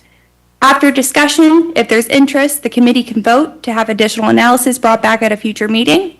If the committee doesn't get through the full list today, that's okay. You will simply pick up where you left off at your next meeting. Recognizing that while you have ample time, it's not unlimited time. So just as a closing note and a reminder, this process simply serves to help you ensure that you're making you have informed decision making, and to help you narrow the list to those issues of broad appeal, as in proposals you believe have a realistic chance of being supported by the Board of County Commissioners and ultimately by voters. So with that, I'd like to hand it back to the chair to get your process started. All right, so the chair is happy to do that. I assume all of you are as OCD as I am. No, anybody? And so we are going to close at 1:30. We're not going to begin to get through the topics that I think we have in mind today, but the direction of the commission, it's fully time to start around the room if we want to, or you can put up a card and whoever's card goes up first, we'll listen to that first decision. As you said, we'll be going around a couple of times, so Or you vote on. Yep. but we don't necessarily to follow this. No, this is just the beginning of the list. Again, as you started last time, this is the beginning of the list. You all will then, once we have a complete list, you all will vote individually. Once you understand everything and all the details, we'll vote individually on whether you want an agenda item, whether you want it to proceed to the next step in the process. That's all. You can see Officer of Inspector General, select or terminate the county administrator, county commission compensation and so forth. So we can speak to those, or we can go around first. I think Bruce, you're up. Yes, thank you. I'd like to propose a charter amendment addressing prioritization of food security in Leon County. Of what? Food security. Food security. Food, Second? And a second from, No seconds, okay. So is there no motion? We're just saying an idea? what is the best process on this now? Just I can reiterate, we're going to take the opportunity for each person to just propose broad concepts, recognizing people may have similar ideas. Right. We want to go around the table to provide that opportunity. So no vote, no motions at this time, just, We'll go through one more time. Once you get them all up there, we'll go through and do the votes. Okay, and I don't give an overview at the moment. That would come. Right. Got it. That's it. all right, we're all learning the process a little bit. Okay, food insecurity. Correct. Or security, yeah. Whether people on I mean, we can't just go around 1, 2, 3, 4, 5, or if there are other people who wish to speak? No? Madam Chair, will we do this at every meeting? As we work through the, Okay. Sorry, go ahead. yes, as we work through the list. Excuse All right. me, you clarify that. Sure. So we already have a running list going. At every meeting, you'll have the opportunity to add to the list and also have that opportunity as we work through it, as time allows, to explain your proposal, then take questions for further understanding. Got it. Thank you.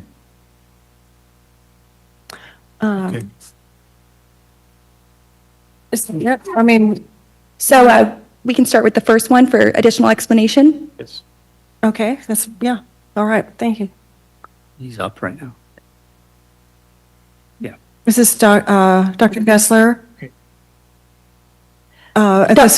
Dr. Kessler, would you take a few minutes to explain your proposal of the establishment of the Office of Inspector General for the committee? Thank you.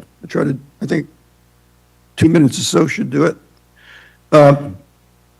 So this proposal is to improve both the models that we have in the county, the city, Tallahassee Office of the Inspector General, and also Tallahassee's Independent Ethics Board.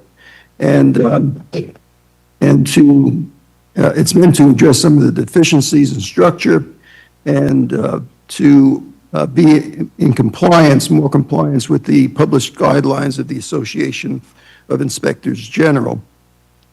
So the establishment of this office and being independent is critical and vital to this whole item.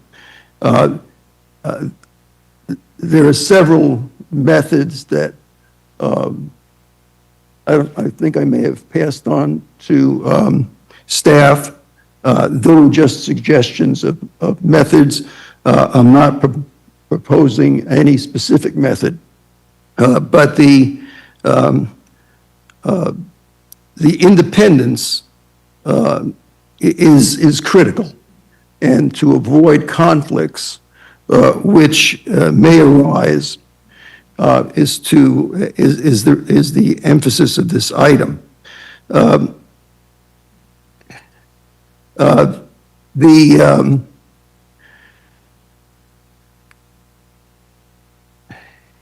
In the principles of standard for Office and Inspector General, and I think that was sent out by staff,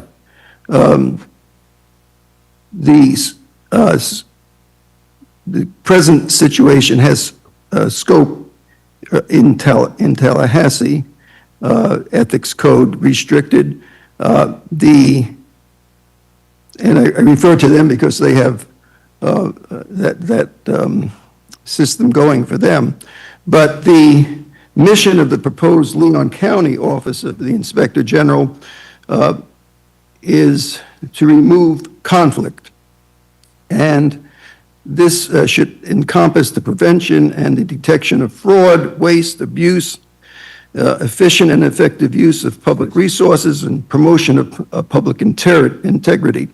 This would include ensuring compliance with the Leon County Ethics Code, taking that role out from under the county administrator just to avoid conflict. The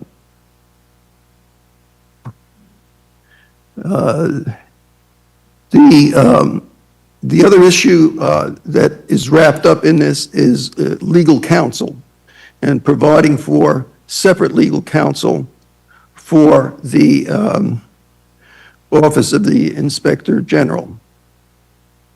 And when I bring up the conflict of, potential conflict with the county administrator, that is if the administrator is hiring or involved with the oversight of the job of the Inspector General, the independence becomes questioned. And this is really to avoid that conflict. And I want to say that, on charter committee, when I was in Wakulla County, I mean, we all have our heroes, and Vince is a big hero of mine, and the reason I fought for Charter Committee, you know, was the reason I fought so hard for Charter Committee at the beginning, not knowing totally about it until I got really deep in the weeds, was that I said, if Vince thinks this is a good idea, it has to be a good idea. So, you know, I have all the respect in the world for you. Well, that was a sales point, I must say. Yeah, well, You delivered it perfectly, just the way I would. I know, I'm reading your notes. I think that also we need to create a set term for the office requiring a supermajority vote for termination of cause, so it's not something that gets tossed around like a political football. I think it also has to be expanded into the office of the Blueprint Agency Board and its staff who are listed on the Leon County payroll. So there's more, but that's it in a nutshell. Now will be the opportunity, if any committee members have questions or want additional information, you can direct those to the proposer. Dr. Roberson? In terms of the Office of the Inspector General, do we know how many other charter counties have that governance structure with an OIG office? Yeah, we do. Staff has that. Right. And it would be included in the analysis to be brought back as directed by the committee. Say, I know 3 South Florida counties, Dade, Broward, Palm Beach. Duval has it. I believe St. John's has it. So there's. If there are, I'm sorry, Heidi? Are there any Office of Inspector Generals that are independent of a government entity in Florida?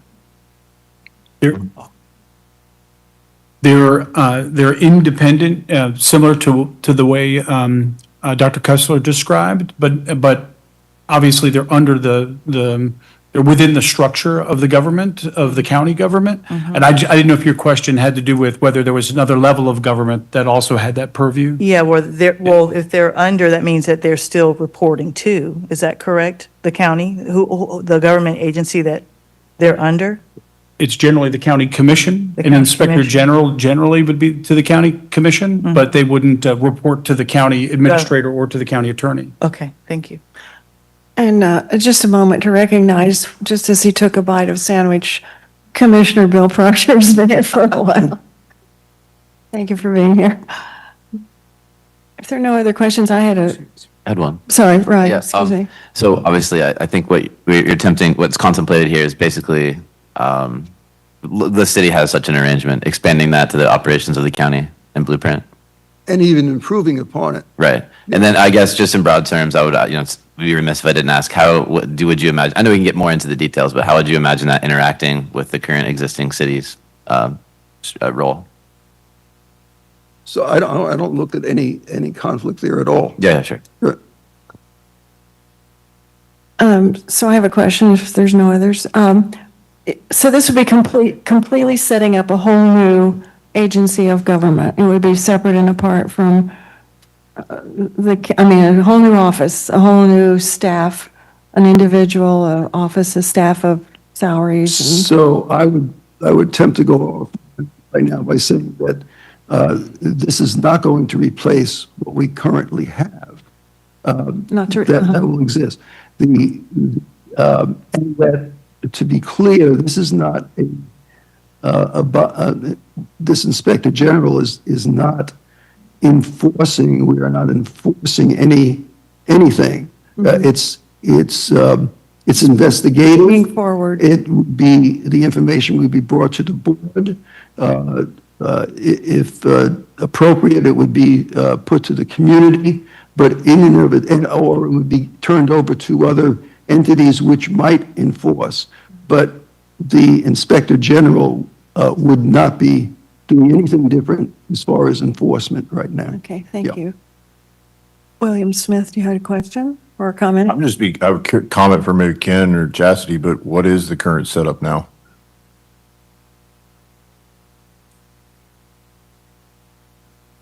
Currently, the county attorney only has jurisdiction in the Code of Ethics to investigate allegations of like people who are lobbying, who haven't, they've committed some misconduct under the lobbying portion of the Code of Ethics. Like they are lobbying but didn't pay the fee, they didn't register, that sort of thing. That's currently the only jurisdiction that the county attorney's office has in the Code of Ethics. And the Code of Ethics is very elaborate at the county, and other sections are generally enforced by the HR director, independent of me too. So they many of them go directly to the HR director to be investigated by our staff person, title, Genevieve? No. Yeah, I can't. So we have a dedicated staff person that conducts those investigations. Yes. Well, and also citizens can bring things to the state ethics board about county commissioners all day long. So that's another. Okay, thank you. We're just moving around though. So if there's no more questions, we can take a vote. Max, yeah, do you have a question on that? A vote on whether to go forward with the establishment second. or this Yes. discussion? Get more The information. distinction being that when committee member Struble wrote it up, he was just sort of mentioning it, and he's actually making a motion, or we're approving, what are we voting, to bring it back to a public hearing? Go ahead. No, it's to bring analysis back on this item for you, to prompt you to then make a decision. So I move. so our whole board can discuss. I move acceptance. Second. You move, I'm sorry, I I didn't, move acceptance for this, for Acceptance an of- agenda item created of to agenda item for one. policy information relative to the establishment of an Office of Inspector Motion's General. been made and seconded to add establishment of an Office of Inspector General to our conversation moving forward. Discussion? Sorry. Thank you. Yeah, just a quick point, just financial impacts of that, establish that office and what that looks like is something I'd really like to see. I assume that's going to come with the information, but just want to make sure that's clear. Thank you. Okay, all of those in favor of adding item one to our list of issues coming up, please say so by signifying yes. Yes. Yes. And those opposed, no. Motion passes. All right. Up next, we have the voting threshold to select or terminate the county administrator by Member Hurley. Just a heads up, this was one of the matters provided in the handout last week, but was not discussed. So we want to provide the opportunity for Max to provide some more context to the committee for you to make a decision. So these items remaining today, I want to make sure that everyone has a chance to bring up their ideas as well. It's not lost on me that my name is on there quite a bit. What do we have to, I guess is my question. Do I have to do that right now, or can I allow other members to mention their ideas? We did it, already done. We already went around the table once for Anyone ideas. has any other idea that they want to Well, mention? we said that we'll come back Okay. and bring it at subsequent meetings because people may not have been prepared to provide those options now. So may I mention a new idea other than those? Beyond the ones you already had. More Yes, sir. Okay, So seeing no objection to that, this is not a campaign platform, right? I No, it's understand. just like a, so we saw a discussion recently around city real estate. Sorry, excuse me, Matt. I would want to make sure we stay in order. You can do that, but not at this time. At this time, we're in the section of the agenda where you get to explain the one that's up here now, and so that the committee can decide whether they want to vote on it or not. And again, throughout this entire process, every meeting, you guys will be able to continue to add, and including today if we have time, but, Well, I was anticipating having staff bring that back. we'll bring it back if it's voted on. If it's voted on. Okay. so we have to see if there's, a feeling in among this committee to bring back more information on this topic. Okay. So, under the Leon County Charter, it specifies the process for hiring and firing the county administrator and the county attorney. They were done in separate phases, as I recall. Which was first, the county administrator or the, okay, so what was that, like 2002? I think you're pretty close, yeah. Yeah, and so in 2002, we changed it, used to require 4 votes, they added it to 5, and further complicating it, y'all, you need 5 the first time, and then it comes back in 2 weeks. So let's say you're a county commissioner. And so in order to fire the county administrator, you need 5 votes the first time. It begins the process, comes back at the next meeting, and then need 4 votes. And I observed that is very different than the charters that I am familiar with and used to. And looking at history, we can see how and when those decisions happened. And that is not obviously the process at the city. And I wanted to see the temperature of this body for how they feel about that. I'm not suggesting changing the provision that the county administrator had raised about the Saturday night massacre concept, which requires the second vote, right? Because it's not just the 5 votes to 4, it's also that there's 2 separate votes that occur. One, the first to initiate the process, the second, the final process. I'm suggesting that we keep both of those at 4, changing the first vote from 5 to 4, which really just undoes the change of the 2002-ish charter revision in the first place. Oh, Slayton, you have a question? Thanks, Madam Chair. To quote Dr. Kessler earlier, I think this is a very important position. He quoted on his Inspector General position, but to threaten this to be political football, I think would be not in good interest for the community. So I think having the 5-4 as it's currently structured is what I think we should continue to do as a charter review. Thank you. Thank you. Are there other comments? Do I hear a motion to, I'm sorry, Daryl? Yeah. For me, just this past Tuesday, the school board has permitted us to explore conversations relative to an appointed versus an elected superintendent. My colleagues agreed with me on that. One of the issues that is oftentimes the rub where you have appointed superintendents is that a simple majority can displace a superintendent and upset governance. I believe that a higher threshold, as demonstrated in our current conversation relative to the county administrator, means that it does not occur arbitrarily, but there is a greater majority than a simple majority making that decision, particularly for a position that is so critically important. It then means that it's not as capricious. There has to be clearly some majority voice, right? Therein lies oftentimes the criticism of appointed superintendents, because it can occur. When you look only at Alachua County, where they're on like their 5th superintendent in the last 7 years, right? Because it is so feckless, right? And so here now I just think for us to make that change, particularly for our own local government, I just don't think it's in our best interest. And that sans the current office holder. When that time would come that we would need to make that decision, it would need to rise to a higher threshold of unanimity of the board to make that type of change. Thank you. Mr. Vice Chairman? Yes, Madam Chair.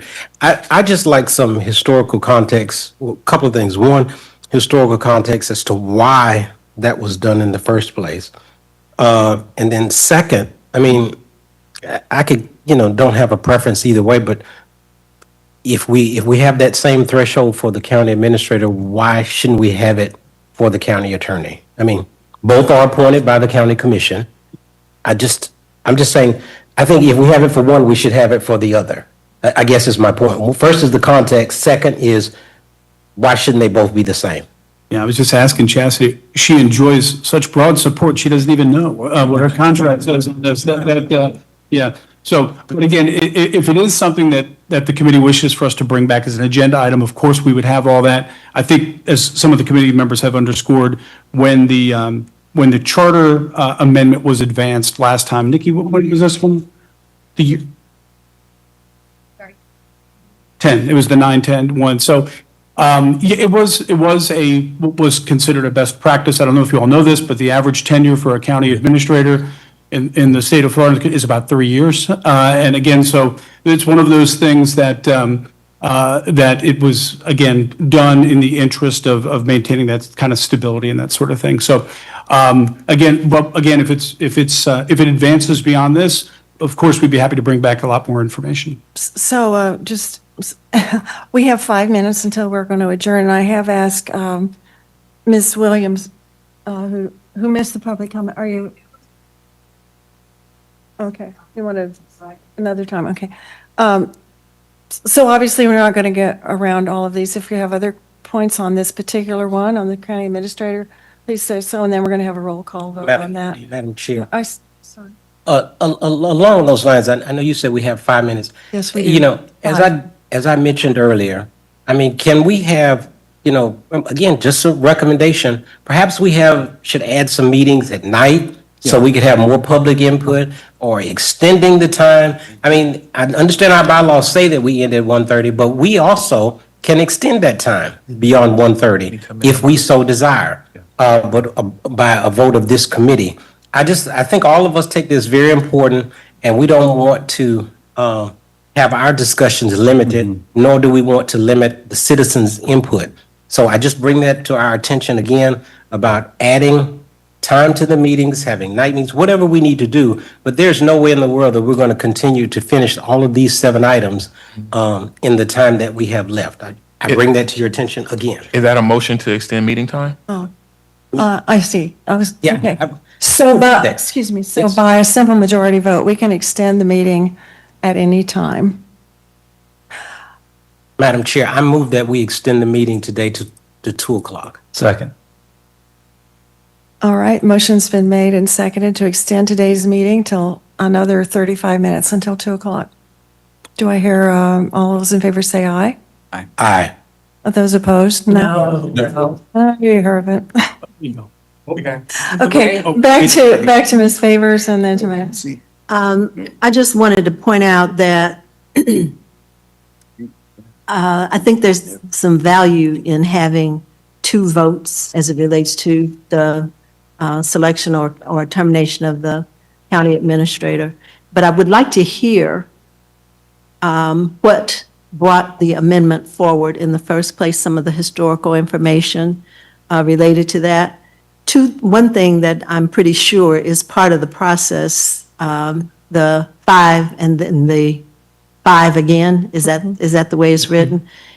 Partially has to do with giving the public a chance to understand what's going on and to make some comments. So transparency is a big issue by requiring 2 votes on that whole process. Thank you. Thanks. Comment? And so for some context, she spent her whole career living and dying on any Wednesday night with 3 out of 5 votes. No, I didn't. No shit, no offense then. But by that I mean, of course, but I mean that she would have been at risk of that. That was the rules that she was operating under in the system that she was in. This idea of having 2 separate votes is a very different system than the city. And I agree that I have no interest in changing the 2-vote part of it.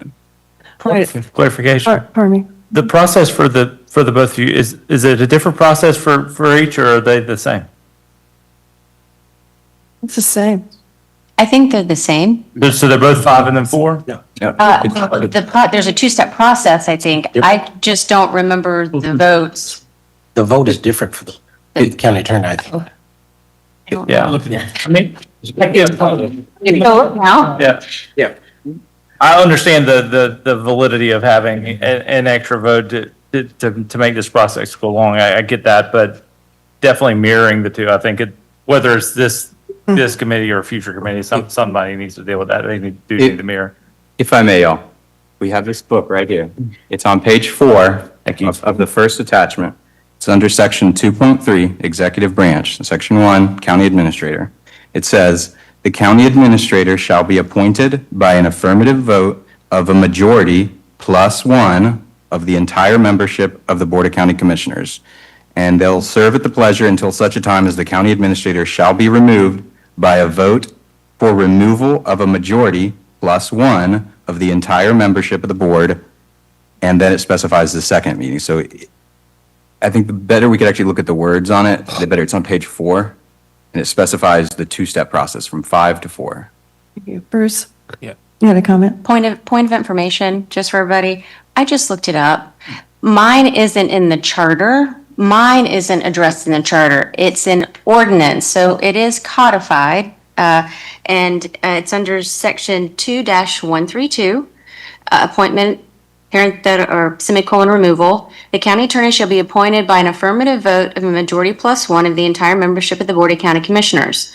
The county attorney shall be removed by a vote for removal of a majority plus one of the entire membership of the board voting during the first regularly scheduled meeting occurring after a meeting of the board at which a motion expressing the intent of the board to remove the county attorney was adopted by a majority vote of those present and voting. But to speak of what she says, only a majority the second time, only for the second time for the county and the county administrator. Bruce, you had a comment on this This point of order. in the order? It's referring to our process of review. Yes. That we go by, being that it's not in our bylaws, that we would consider going by member as opposed to by issue, so that no one could stack the deck and have 20 issues on there and we never get to hear anything else. So I don't know where that goes in or where we would introduce that, but like We that to be can, considered. well, we can certainly discuss that. I do. So, right now, I would like to have a roll call vote on this item and for today on selecting or the threshold for selecting or terminating a county administrator. Roll call vote. Was there a second? Yeah, point of order, it's 1:30. It's 1:30. We're Time gonna, for us to adjourn, Madam Chair. Yeah. Just saying. Well, this is going to keep me away. a while ago, you were tired of hearing. It was like 4 hours. Everybody voted it down, but it's 1:30. I just wanted to bring that to your attention. Thank Make a you. motion to adjourn. Thank you. With my discretion, we're gonna take a roll call vote right now. There's a motion on the floor to adjourn. Joey Davis, Point of information, can we clarify? We're voting on whether to go forward with, Madam Chair, there was just a motion on the floor to adjourn and there was a second. sorry. There was just a motion to adjourn and there was a second. I'm not sure she recognized. I didn't hear the motion to adjourn. I'm sorry.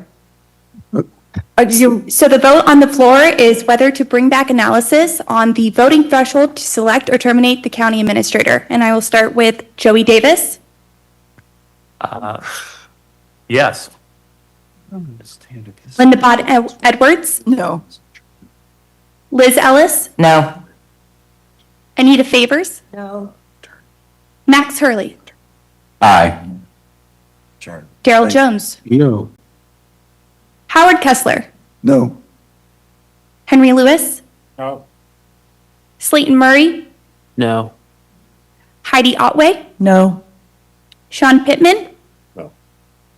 Ryan Ray, No. Shamiro Roberson, No. William Smith, No. Bruce Strobel, Jr., No. Jarrett Terry, Jared Terry, yes. apologies, Katrina Tuggerson, No. Barry Wilcox, No. Chauncey Haynes, Vice Chair, No. and Chair Lindley. No. The motion fails. Motion fails. Now- Madam Chair, can we, again, in the future, can we just have those numbers, you know? Please, yeah. if you're 17 to 3. 17 to 3. Thank you. All right, team, we're going to meet again in 2 weeks, and thank you very much for your attention and great conversation. Appreciate it. Meeting's adjourned.